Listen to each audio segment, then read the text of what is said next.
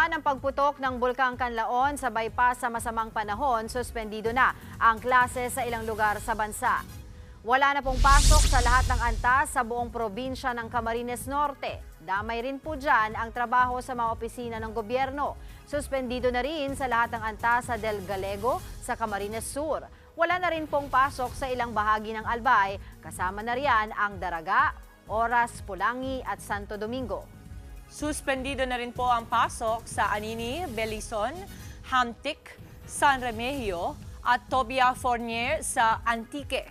All levels din po ang suspension sa Bago City, Canlaon City, Isabela at La Carlota sa Negros Occidental, pati po sa Sibunag sa Guimaras.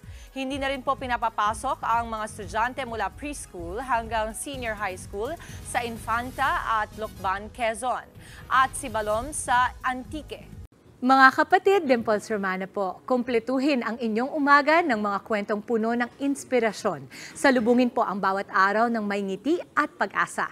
Kaya't mag-subscribe na po at mag-follow na sa aming social media pages ng News 5.